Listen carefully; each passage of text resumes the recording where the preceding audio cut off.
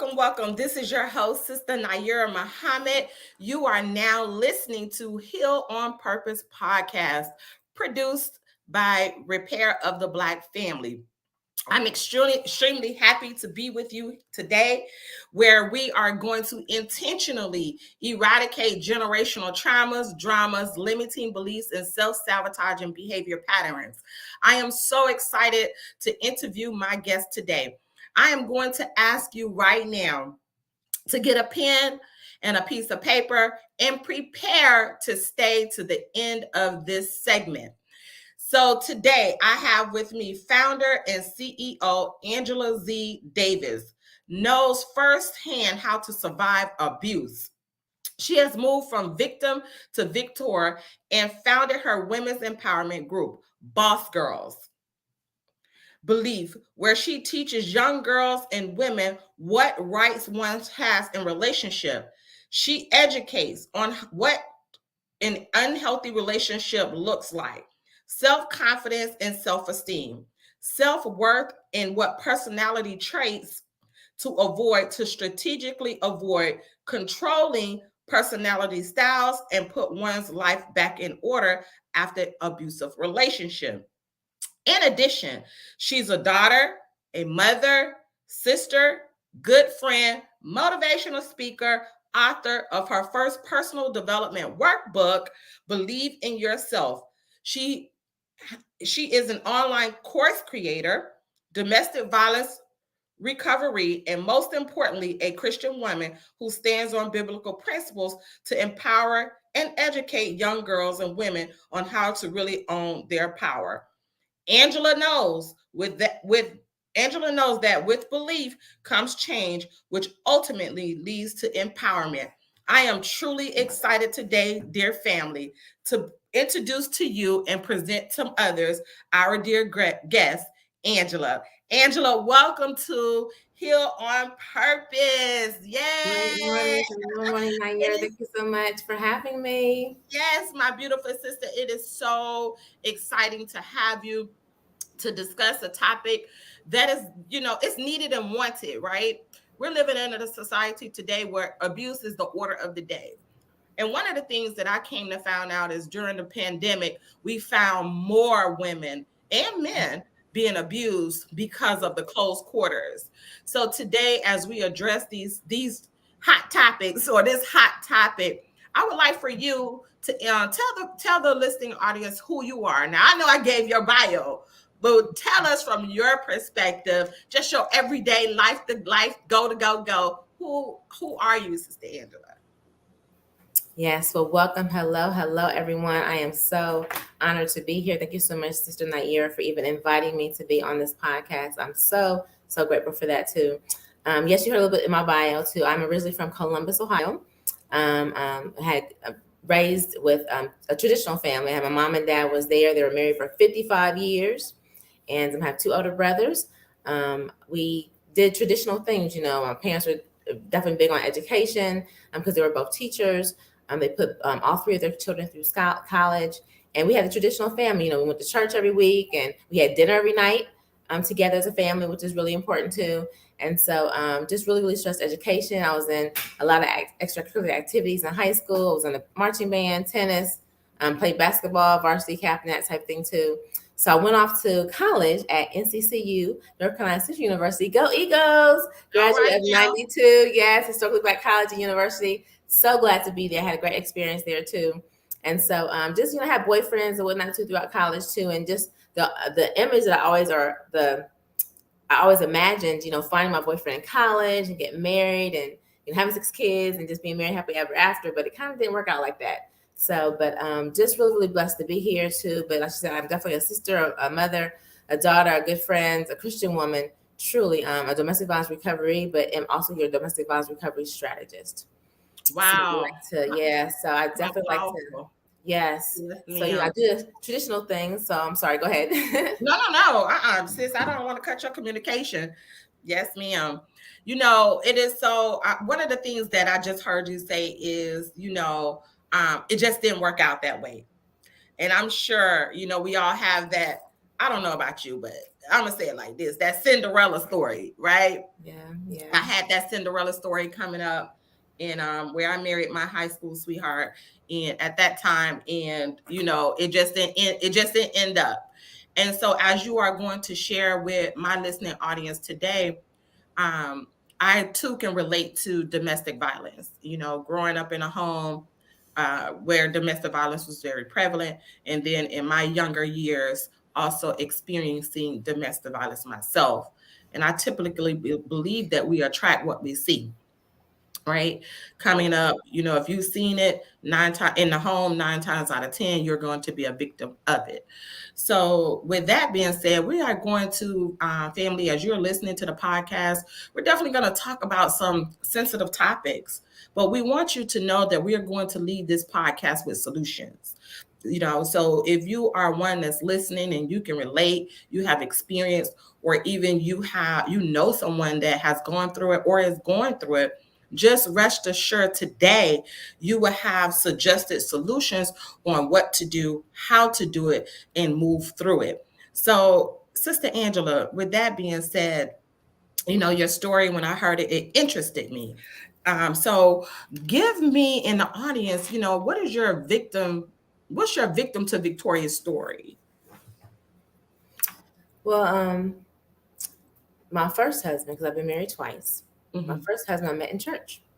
Mm. Church, and he was one that was family would go up in the church, very much so in the church too. And I had always wanted to marry someone that, of course, was spiritual. So we definitely had that union, go to church every week as I kind of grew up, as I was a child with my family and whatnot too. So, but met him at church, very intrigued by him too. He had been traveling a lot too, was one of the Mhm. best second tenors you ever want to hear. Had done a couple albums and whatnot too, but it wasn't so much that part that intrigued me, but he just had a very charismatic personality, Charismatic, yes. Uh-huh. yeah, that type of personality too. And so it was very attracted to him too. And so he definitely had great conversation. We talked a lot, and found myself spending a lot of time with him. He wanted to spend a lot of time with me, which I was like, oh my gosh, he really wants to be with me. So Mhm. actually, after dating for 3 weeks, he proposed. And 3 weeks. 3 weeks he proposed. And our thing was we didn't want to have sex before marriage. And so we got married within 6 months. And so that was a lesson learned there that I did not know then, but I know now. Quick involvement. That's a red flag. Wow. Wait, hold up, hold up. Now, to my listening audience, I need you all to communicate with us and drop some information in the chat as we make points. You said red flag number one, quick involvement. Mm-hmm. And most people, especially young girls, are coming up into a Christian home. I came up in a Christian home as well. Mm-hmm. We want to get married because we don't want to be found in fornication, right? We don't want to have that sex before marriage type situation. We go ahead and do it. I can say this, Sister Angela. Guess what? I got married because I didn't want to burn in hell at 18. Yes, so fear of punishment as well. Yes, ma'am. Please continue. Yeah, so quick involvement, which means that not so much getting to become boyfriend, girlfriend, but moving in together, them Mm. wanting to get you connected and get you hooked, married before before you really find out what an awful person they are. So Mhm. quick involvement too. And so they definitely are very controlling and manipulative in that regard. So quick involvement, that was the first lesson that I learned, but I did not know that was a lesson though too. So, so we got married in July, and then 3 months later, I had gone to my other girlfriend's wedding in Florida. And, I was a homeowner, had a good job. I licensed in physical therapy and had my home-based business too. And so money was doing pretty good too. He wasn't quite as established as I am too, but we had love. And so I went to my girlfriend's wedding in Florida, and I had given him some money to put in the bank for the mortgage. I'm out of town, got a new husband too. So I'm just kind of calling to check on him to see, hey, babe, how you doing? That type of thing too. But I'm not able to reach him. And I'm like, where is he at? Why isn't he calling me? So then he calls me at 6 a.m.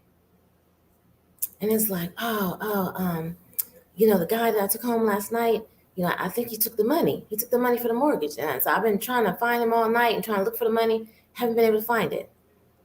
So I'm thinking, really? Okay. So I'm still trying to, have a good time at my girlfriend's wedding or whatnot too. So we get back home and I'm like, so what is going on?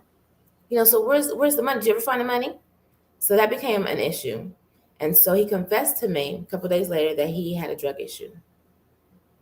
And I had never been involved with anybody that had drugs. And I was like, so is this going to be a problem? Because I don't do drugs. And so I was like, so what do you do? What do you use? Crack cocaine. I was like, okay, so I mean, really, is this going to be a problem? Because I don't do drugs. I don't want that in my household. I don't want that in his marriage. What's going on? And so is this going to be fixed?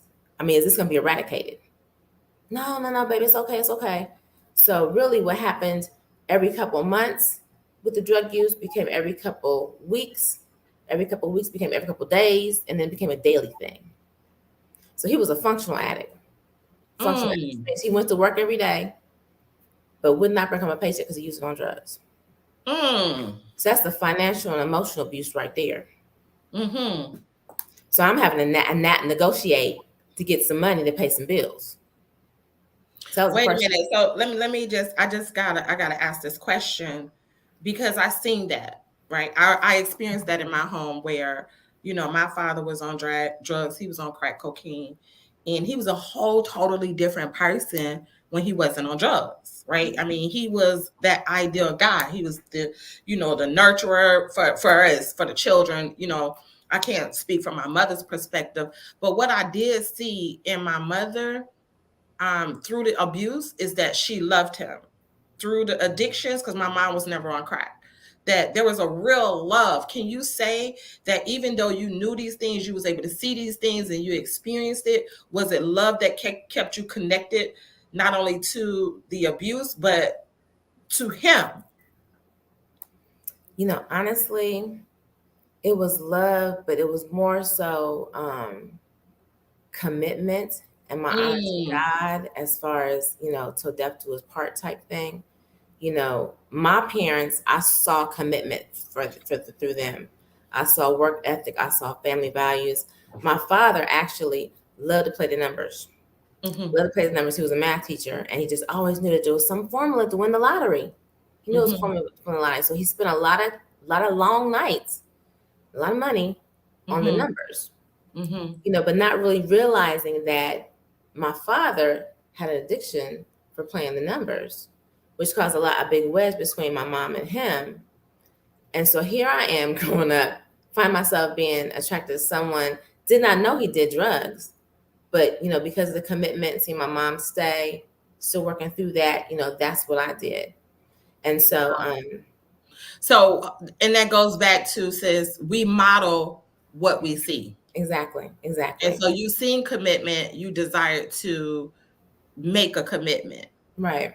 In spite of what was going on. So I knew I didn't like it. I knew that this was not to be, but I had hope, because it wasn't always like that. It wasn't always like that. And so also he had that Dr. Jekyll, Mr. Hyde, happy one moment too. But when he was on the drugs, after drugs, mood swings, irritability, short-tempered, that was hard to deal with. And so people that have those abusers that have that Dr. Jekyll, Mr. Hyde personality style, makes it difficult for their victims to tell and leave them, because there is a controlling type of pattern that they have.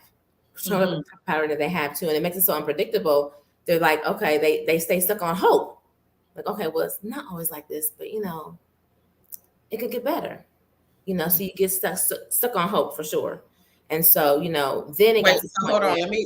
I want my audience to just hear that. I want that to go. We get stuck on hope. Somebody write that in the chat. We get stuck on hope. Wow. Yes, ma'am. Yeah. So what would you say, when you was in this situation, what was that? Okay, this is it. Like, I got to get out of this. It wasn't even that early on that I got to get out of this too. We become enablers, like she just said too, because we end up trying to fix stuff. Because I made a little bit more money, or actually a lot more money than my current husband then too. And so we become enablers because they're doing the bad things, but we're trying to fix it. Don't really want to tell anybody because it's embarrassing. You know what I'm saying? How did I even get into this? Because my dad never abused my mom in that regard too, but it was a similarity as far as the numbers and whatnot too. Then he got the drugs and whatnot too. So, but it got to the point where this man was even giving up his car for collateral. Mm. You know, he didn't have the money, so he could give the dope boys a car, let them do whatever they want to do. And then he would be staying out all night, things like that too. And so that became a difficult thing. You know, I'm driving, so, you know, I'm doing well in my home-based business. I not only do have a company car, but also my other car. And so, you know, there gets to a point where he gives up his car and he don't get it back. Because that does happen. Yes. Car got wrecked. Don't Wow. get it back. Issues like that. And so then he wants to use my stuff. Wow. So once again, I got 2 cars. So that becomes a problem. And so I remember one time that he didn't want me to leave the house. And so he held me down. That physical abuse as far as holding you down, not want you to leave the house, not really wanting you to grow, be with other people, not going to work, things like that too. So he held me down. And I was being held down by my husband because I'm trying to go to work. He's trying to hold me down. Because he doesn't want me to go. What foolishness is that? And then he wanted to use my car. I'm trying to take my keys. I never forget. And I still kind of have shoulder problems to this day because of that too. But he took my arm because I didn't give him the keys. He took my arm and twisted it behind my back. Hurt really bad. So yeah, I had to let him have the key because that hurt. He was about to break my arm. So yes.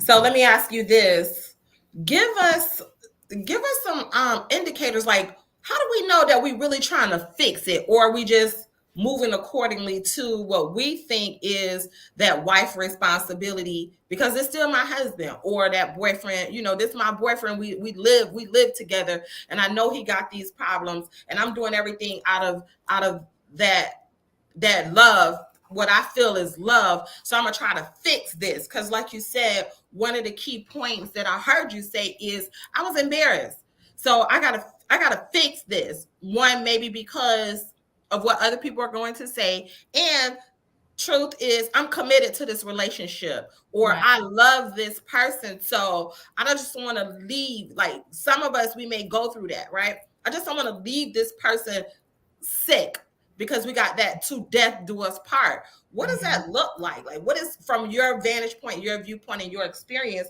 what does that fix it type mentality look like? It became really survival. It wasn't living, it was more like survival instead of thriving. You know, because I had more, because I was making a good income and whatnot too. You would really never know it because I was always having to make up the difference. You know, he wasn't paying the bill. So then, you know, instead of him giving his half, I had to pay my half to pay my part and his part too.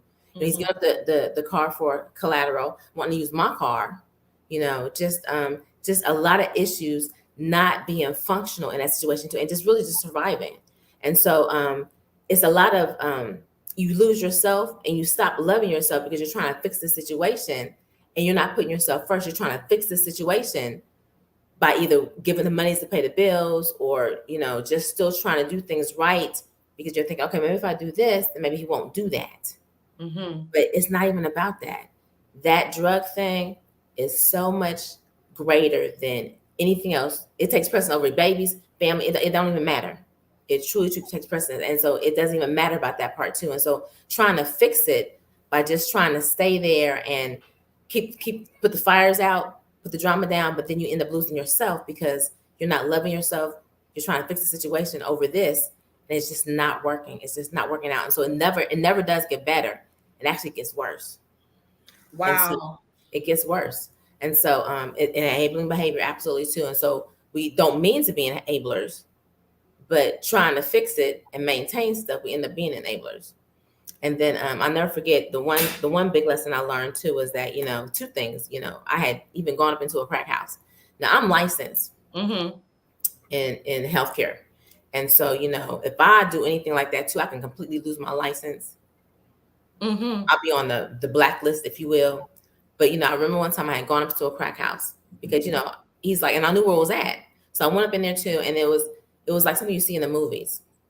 There was like a lookout, people on the porch. I walked up in there too. Room was very, very smoky, very, very smoky. People playing cards, drinking over here. House full of folks. I said, who's in this house?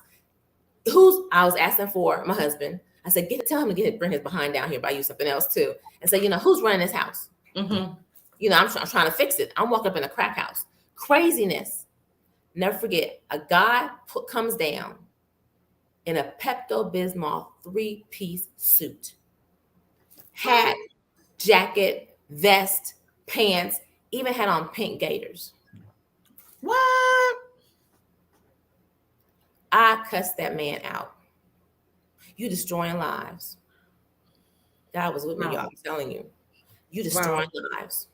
All these Yes. people in here ain't doing nothing but taking money away from families, taking money away from my household. Tell him to bring his behind down here right now. He came downstairs with a little buddy. He was like, oh, you don't, I'm going to take him to a meeting tomorrow. But he never did come home. That crack house was raided 2 days later. And I just had to praise my God that had I been in there, I would have gone down too. It don't matter that I wasn't doing none of that stuff. Because I was there, I would have gone down too, and that would have ruined my life.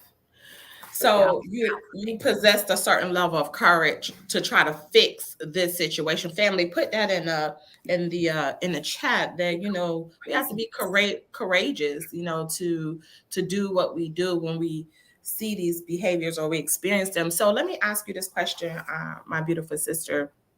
And family, if you are listening and you have questions, please put them in the chat. Mm-hmm. So let me ask you this question. Typically women or men, whichever way the drug abuse fall, but from speaking from a woman perspective, when you live with somebody on drugs, you may not be addicted to that physical drug, but some way, somehow we become addicted to behavior patterns, right? Because we're trying to cope with this abuse. We're talking about drugs, but there's different types of abuse. But in our coping mechanism, now we become addicted. We become addicted to certain things. It could be food, it could be sex, it could be shopping, it could be something. But other forms of addictions are formulated because of the abuse that we are experiencing. Did you develop an addiction yourself? To work. I was a workaholic because I was trying to make up the difference because this fool was not bringing in the money. So it was financial abuse. It was emotional abuse because, let's be clear, there's more than just physical abuse. It's financial, emotional, sexual, resourceful abuse, taking the car and whatnot too. So yeah, I became addicted to my work because that was the only thing I really could control. And I had to be able to work to be able to make more money to be able to do this. And so, and it causes you to come out of yourself as far as your spirituality, and it isn't causing you to lose your salvation. Now, one thing I'll tell you too, as a wife, when you're in a situation like that too, you have no rights because everything is community property.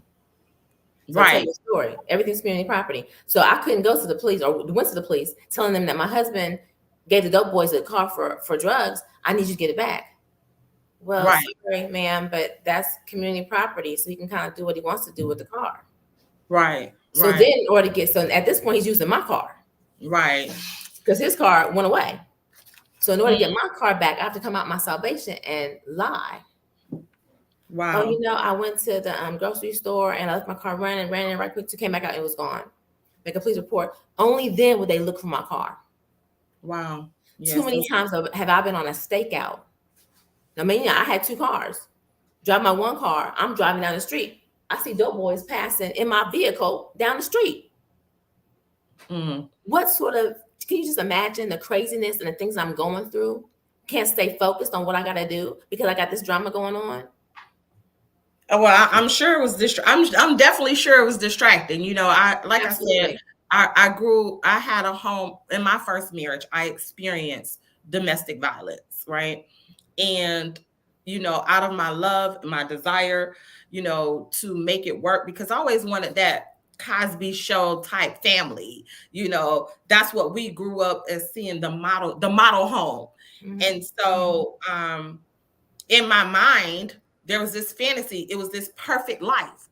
We was perfect in our marriage. But the true reality of it is we was young. We got married in high school. We didn't have a knowledge of ourselves. We didn't have a knowledge of our culture, our language, our God.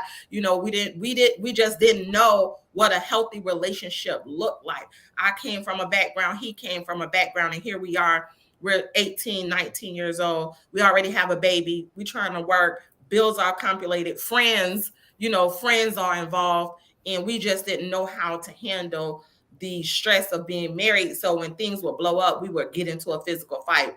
Right. Of course, infidelity and all of those other things took place. However, I found that I had to come to the grip and the term that I needed to love me more than I love this relationship. Right. And I did not leave that relationship because I stopped loving that person. I left the relationship because I had to learn to love me and my children at that time more than I loved the relationship. So eventually circumstances, conditions, situation pulled me out of the relationship. But the one thing that I found, and family, if you're listening, it took a made up mind. We have to get to a point to not just make up our mind, but make a new decision about all matters at hand. And that's difficult when you're connected and committed, right? Somebody write that in the chat. It's difficult when you are connected and committed to love, and I was connected and committed to love, not necessarily the personality, not necessarily the things that he was doing for me. Like, he literally took care of all my bills. And to this day, I'm not down talking him, because to this day, we're still good friends. We just couldn't be husband and wife, And so it served the purpose for the time that it served the purpose. Now, I want to just highlight some statistics here, and so that we can know that this is real, like women and men, but in particular, we're talking about the women. We go through this. So according to the blackburncenter.org, more than 40% of Black women will experience domestic violence in their lifetime, according to the Institute of Women's Policy Research Status of Black Women in the United States. A report from the National Center for Victims of Crime found that 53.8% of Black women had experienced psychological abuse, what you talked about. Right. While 41.2% of Black women had experienced physical abuse. The epidemic are ages 15 to 35 amongst Black women. Definitely want to talk about that as I wrap this part up. More disturbingly, Black women are 2.5 times more likely to be murdered by men than white women. In the overwhelming majority of these cases, 92% of the person who killed them knew their victim.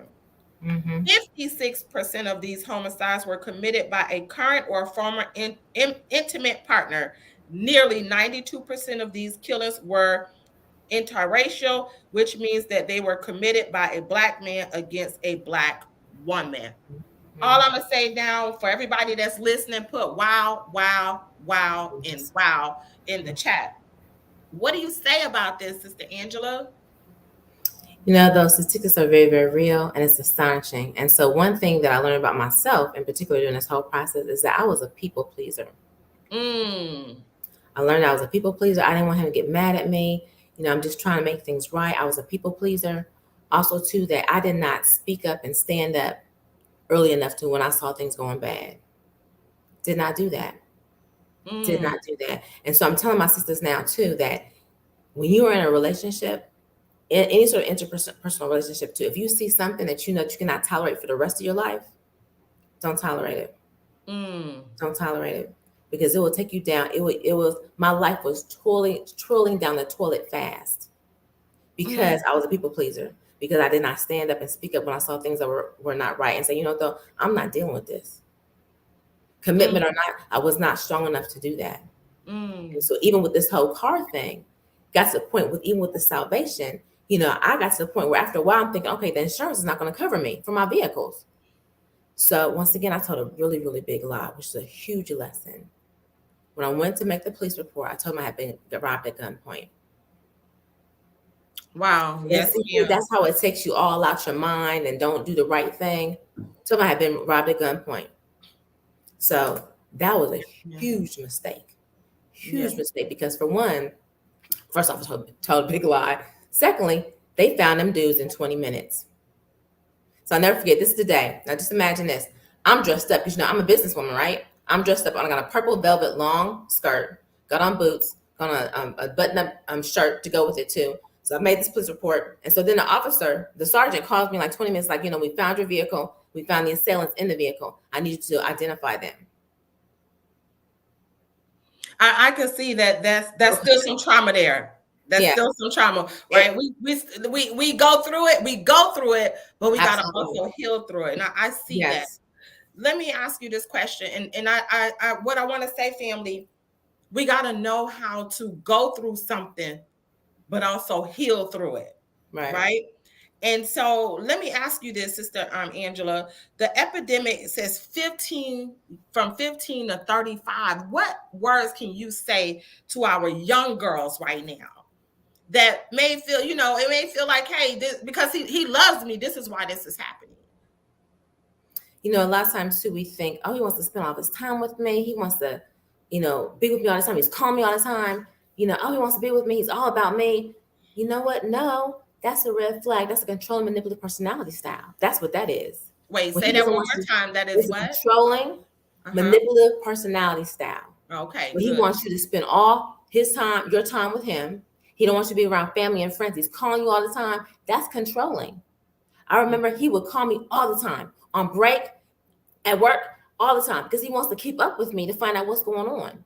And so our young girls think that it's cute that, he wants to look through my phone. Wait, hold on. I got to hear that. The young girls think that that's cute. Wow. That they want to spend all this time with me too. That, he always wants to be about me. He's looking through my phone. Oh, he's just playing. No, he's not. Wait, he's looking through your phone. Y'all write this in the chat. He's looking through your phone. Okay. That's controlling. Right. That's not even right too. I was in a dollar store and the little young lady that was checking me out, she was grown enough to work, of course, too, but I call it young because she was young. And her coworker came behind her and pulled her ponytail. She just kind of giggled. I was like, is that your boyfriend? She was like, no, he's just a friend. I was like, don't let him do that to you. That's abusive. And so those little signs, as far as pulling your hair, and most domestic violence relationships don't start out with a busted lip or a black eye. Whoa, wait a minute. Hold on. They don't. Say that again. It starts with pulling the hair, a little bit of shoving, a little bit of holding back, a little bit of verbal abuse in public. That type of thing too. To push the envelope to see how far they can definitely go. If you let that go, he's going to push the envelope some more. He or she going to push the envelope some more. And so just really, really understand. That's why it's really important to talk to our young girls now about their self-esteem, about their worth, about their self-confidence, and what abuse looks like, because she didn't think that was abusive. She did not think that was abusive. You wouldn't want nobody pulling your hair, because if he pulls your hair, he can be holding you down. He can be holding you down. He can be taking your phone and breaking it. That's resourceful abuse. So all those things happen. So that's why I really, really have a passion to speak to young girls, like, church groups, young organizations, young ladies groups, to be able to definitely share with my story. And then they teach them what their self-worth is. And you don't deserve to be treated like that. That is not what a healthy relationship looks like, without a doubt. And so it definitely starts young. We think, oh, it's okay. He hit me on my butt. Oh, he liked me. No, I remember, oh my gosh, in 6th grade, Mr. Wolf was my gym teacher. And this kid, Robert, would always hit me on my butt. You know what my teacher told me? Oh, he just likes you. It's okay. And that becomes a behavior pattern. Yes. Right? And that's it wasn't okay. But I didn't like it. But just even his response then was like I couldn't even get no help for that. He kept hitting me in my butt and I didn't like it. But he wouldn't do anything about it because he was just trying to tell me that he liked me and it was okay. That's his way of showing you that he liked you. But no, it's not, ladies. It's not. And I could truly identify with that. And these are what we see as, conditioning. We have been conditioned to accept things because it's a part of cultural experience. I know when I was coming up, we were told if a boy hits you, if he talks about you, if he picks on you, that's his way of showing he likes you, and we become like we said, we become conditioned that way, so yeah, we have to, and not just a family. We're talking about women here, because of course she is geared towards empowering women, but men go through this as well. Right. And so what we're doing here is highlighting what it is and how to get out of it, right? Signs of abuse. Now, Angela, you have a workbook that you created. Women who have experienced trauma. Who is this book of, well, not who is it? how did you decide that, okay, I'm going to write this, I'm gonna write this workbook? Well, I was tired of being bossed around and tired of not being my own boss. And so that's how the word boss came around. Girls, because I'm a girl, and belief. I had to get to that point of believing that I deserve better. Because if you don't believe that you deserve better, you're not going to get better. But I had to definitely really truly believe that I deserve better and to make that change. And then that's when I became empowered. So that's how Boss Girls Belief came about. And then because I survived that relationship, because I could have gotten killed. I haven't even told y'all the big story, but that workbook came about because I had survived that situation and I wanted to be able to touch more women's lives and teach them what I had learned. I couldn't just sit on this. I had to teach them what I learned. I definitely talked about personal development. I wanted to tell them about the different types of abuse, because sometimes people think it's just physical abuse. There is no financial abuse, emotional abuse, psychological abuse, spiritual abuse. Yes, it is. Resourceful abuse, taking your car and wrecking it, breaking your phone, burning your clothes. All that stuff is resourceful abuse. Keeping you from your job, from your work, going to school, all those different things.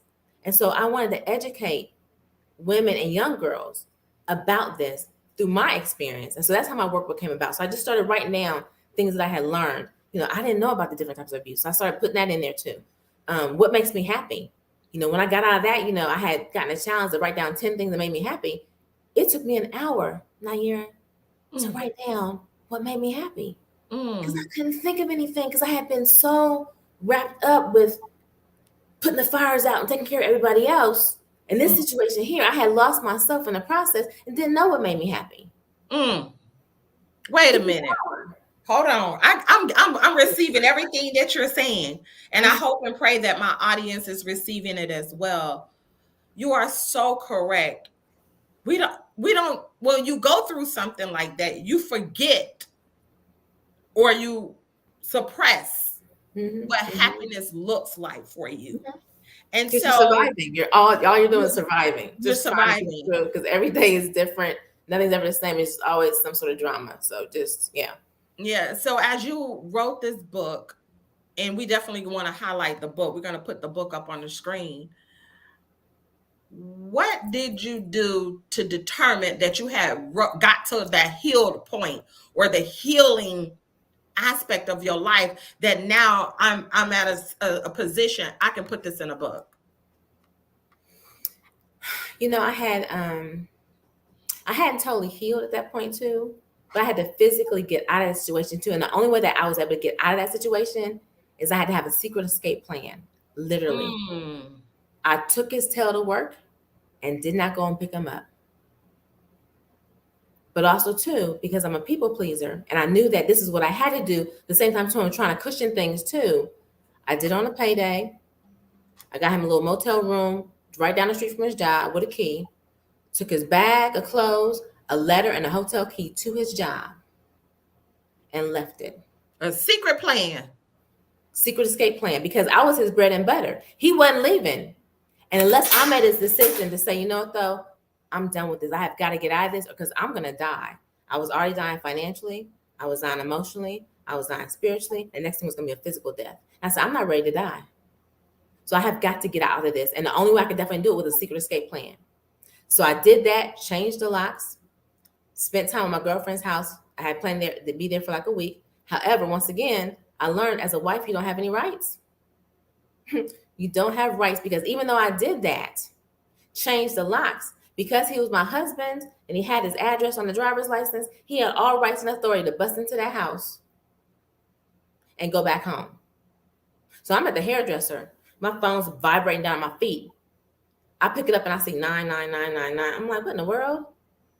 So it's the police call me, said my name. We have so-and-so here. He says that he lives here. Is this correct? I was like, so I go there. He busted my window on the side. And so please tell me, you know what though?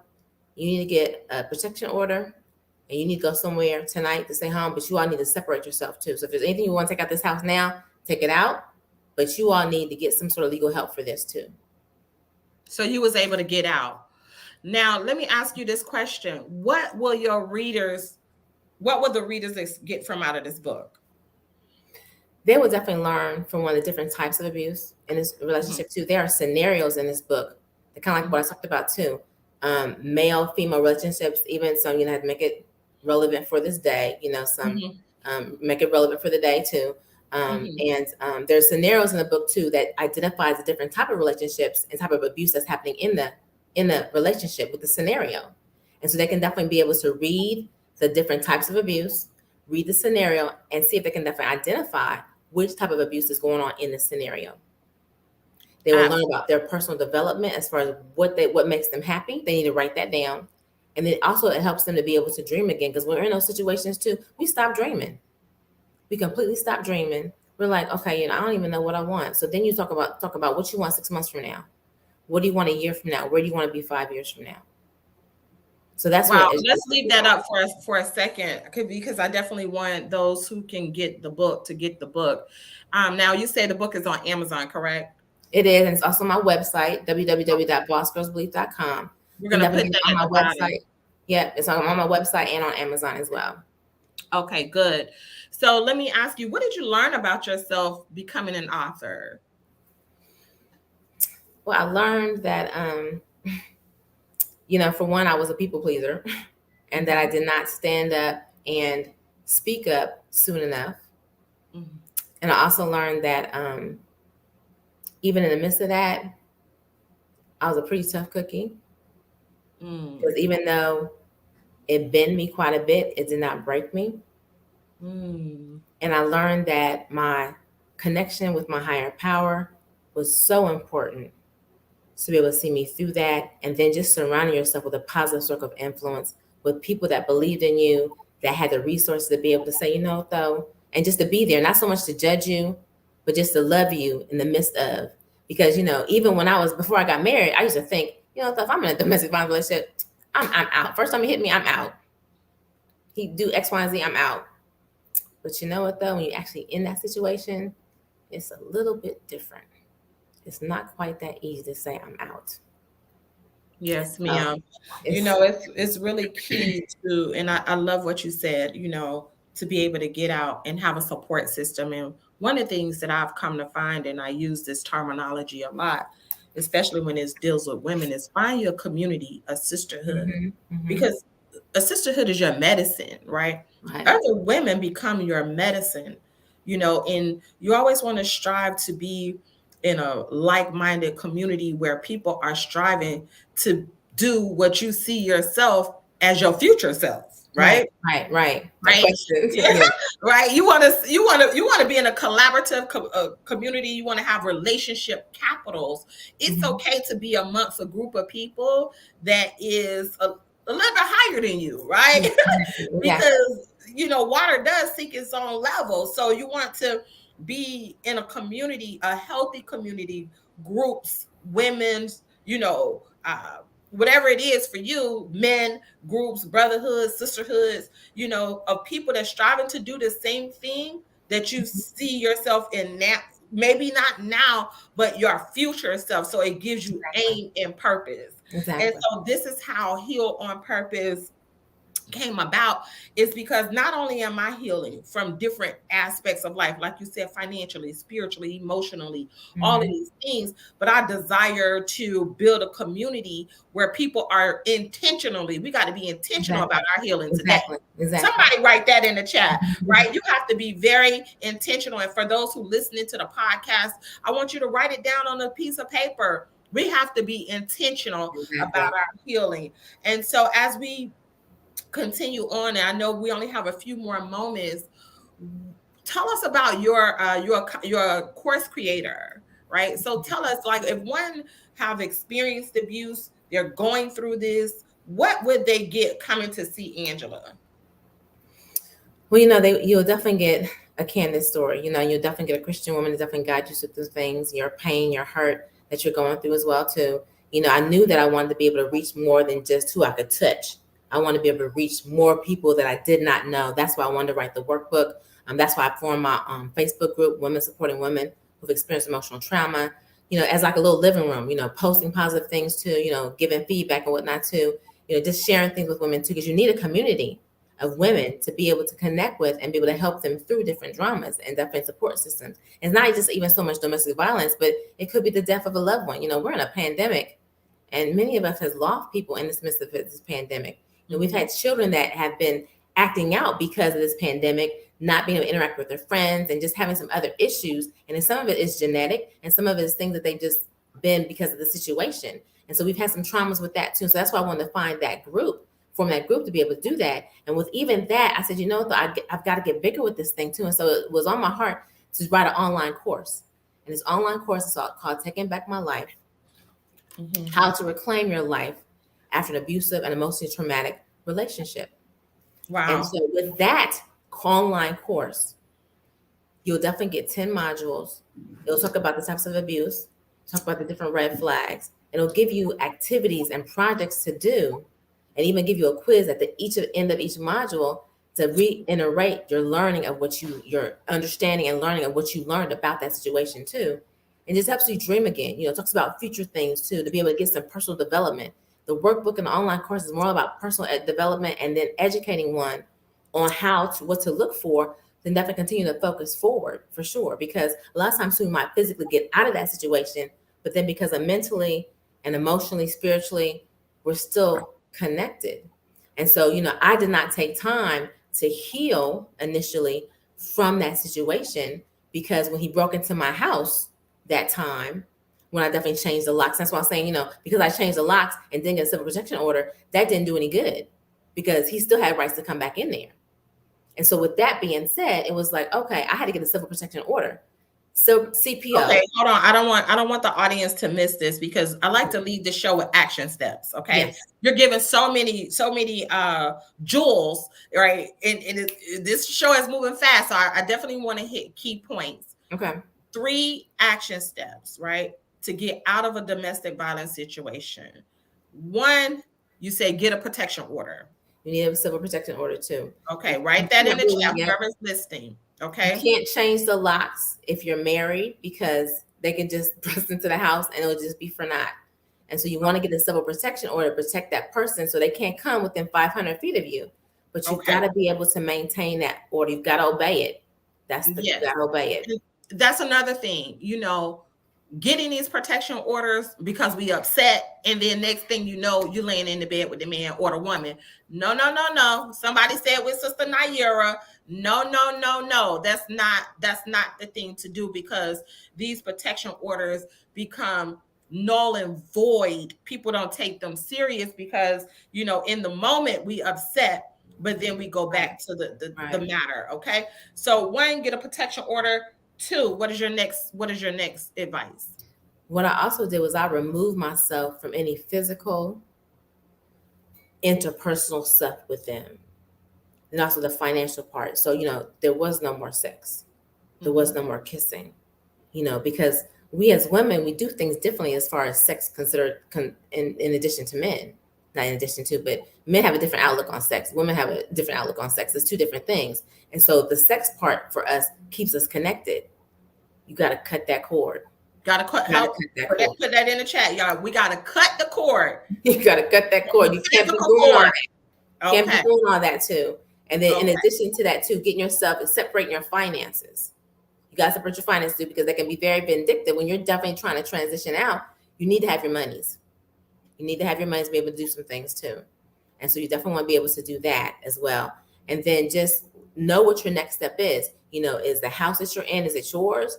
Do you need to get an apartment? Do you need to be able to stay with family? What is it that you need to do as far as where's going to be your safe place to go once you transition out? Because I'll tell you this, once you make that decision to transition out, the violence increases 75%. Why? Wait a minute, hold on. Listen to this, family, and I want you to really hone in on this. Once you make the decision and you're transitioning out, it increases 75%, which means they get upset because they're losing control. Mm-hmm. It's all about control. It's all about control. And I share with you this quick story to reiterate that as well too. I had actually gotten divorced from this gentleman. Got divorced from him. Had the CPO. He was not supposed to come near me. And ironically, because and this part's of the healing on purpose and intentional healing that I did not take the time to do at that time. And the person that came to fix my window, I did not have money to pay him that night. And so I said, let me take you out to lunch the next day. So I did that because I couldn't pay the man. Took him out to lunch. He was concerned.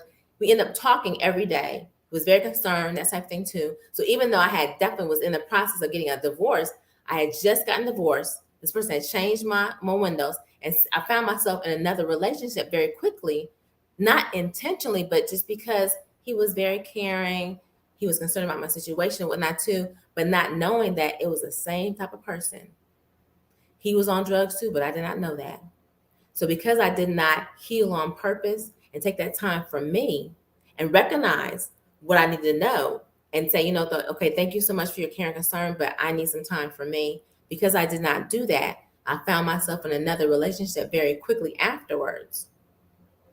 And it became the same thing. Yes. He was on drugs. The dynamics were a little bit different, but it was still a bad situation. And I'll share this with you as well too. I had, when I was divorced from him too, this gentleman actually had come, broke into my garage, stayed in my garage. I went out to my house that day to get ready to go to church, and he jumped down, he attacked me. He held me captive in my house for 2 hours. This was my ex-husband. We were already divorced. This is my ex-husband. He held me captive in my house for 2.5 hours at knife point with my hands duct taped and my mouth duct taped.